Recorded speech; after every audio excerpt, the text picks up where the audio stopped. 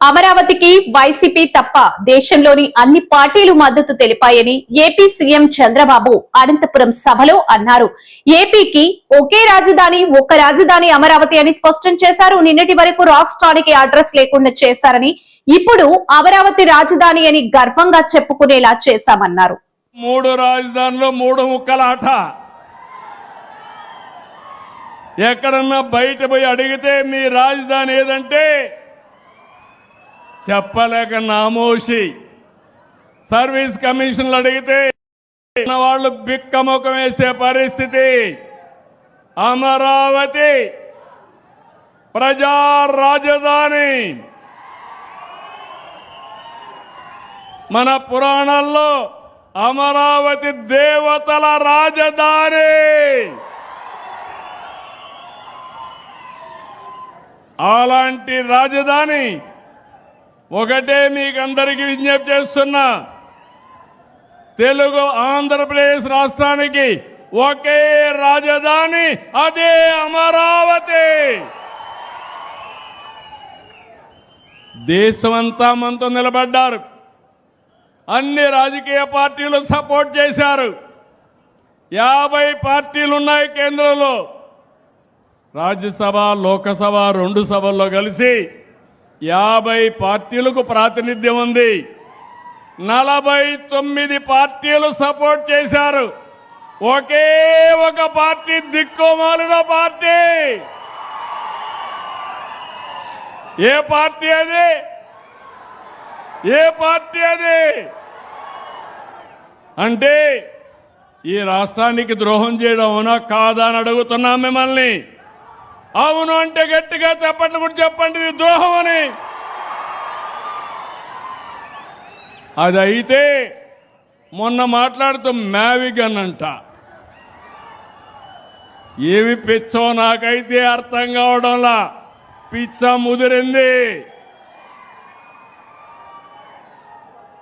అంటే అమరావతి పేరు చెప్పలేకపోతే ఇంట్లో పడుకోవచ్చు, కానీ దేవతల రాజధాని ఎవడైనా ఆ పేరు 10 సార్లు చెప్తే మీకు కూడా పుణ్యం వస్తుంది.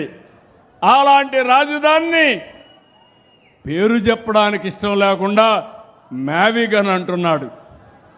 అదేంటో నాకు అర్థం కాదు. మీకు అర్థమైందా? మీకు మ్యావిగన్ కావాలని అడుగుతున్నా. వద్దు అంటే గట్టిగా చెప్పట్లు కూడా చెప్పండి కరెక్ట్ కాదని. అందుకే నేను మిమ్మల్ని అందరినీ ఒకటే అడుగుతున్నా.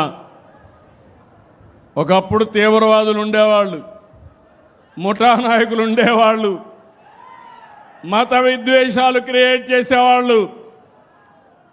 ఏదైతే మొన్నే మీరు చూశారు ఎలాంటి వాళ్ళంటే, బాబాయిని చంపి నా చేతిలో కత్తి పెట్టేవాళ్ళు. ఇది చూసినప్పుడు ఏం చెప్పాలో నాకైతే అర్థం కాదు. ఇప్పుడు అమరావతి బాగా పనులు అవుతా ఉంటే, ఊపందుకుంటే, రాష్ట్రంలో అభివృద్ధి అవుతా ఉంటే చూసి సహించలేక ఫ్రస్ట్రేషన్లో అవినీతి జరిగిందని మాట్లాడతాడు. నేను ఒకటే మీకు గుర్తుపెట్టుకోండి, ఈరోజు ఆంధ్రప్రదేశ్ రాష్ట్రాన్ని 2047కి ప్రపంచంలోనే ఒక అగ్ర రాష్ట్రంగా తెలుగు జాతి నెంబర్ 1 జాతిగా తయారు చేసే బాధ్యత మనం తీసుకుందాం.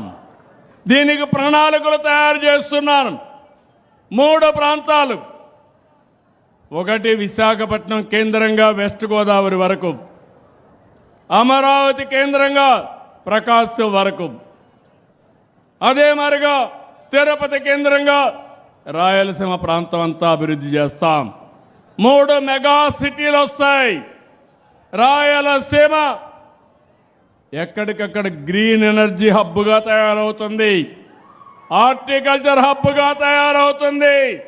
నాలెడ్జ్ ఎకానమీకి చిరునామా మన రాయలసీమని మరొకసారి విజ్ఞప్తి చేస్తున్నా.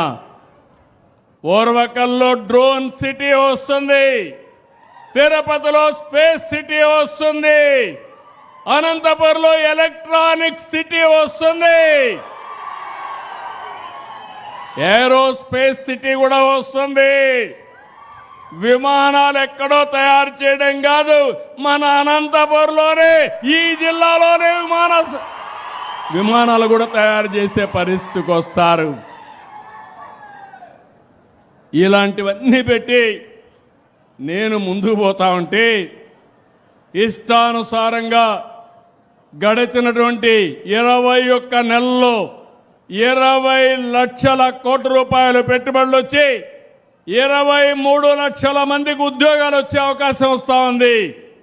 కడపలో నేనే కడతా, స్టీల్ ప్లాంట్ కూడా వీళ్లు కట్టకుండా చేతులు తీసిన దాన్ని పూర్తి చేసి ఎన్నికల కంటే ముందే ప్రారంభిస్తాం.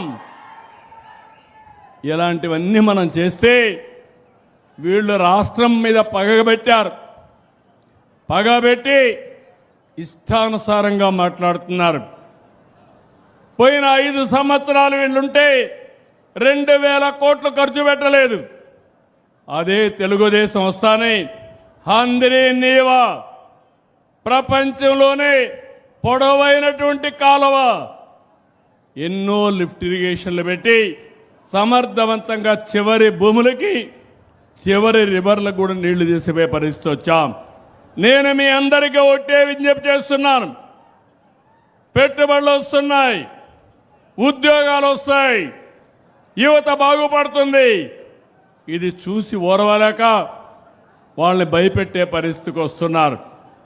అమరావతి వస్తుంది, విశాఖపట్నం అభివృద్ధి అవుతుంది, తిరుపతి అభివృద్ధి అవుతుంది, ప్రతి జిల్లా అభివృద్ధి అవుతుంది. ఇది నా భరోసా. ప్రతి గ్రామాన్ని ఆదర్శ గ్రామంగా తయారు చేస్తాం. తాడిపత్రి కూడా అభివృద్ధి అవుతుంది.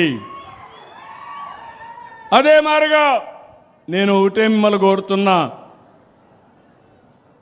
మనకు సేఫ్టీ కావాలి, మన ఆస్తులకు రక్షణ కావాలి, మన ఆడబిడ్డలు స్వేచ్ఛగా తిరగాలి. అవునా కాదా? ఒకప్పుడు మీరు తిరిగారా? 1924 బయట వచ్చారా? మీరు వచ్చారా అని మిమ్మల్ని అడుగుతున్నా.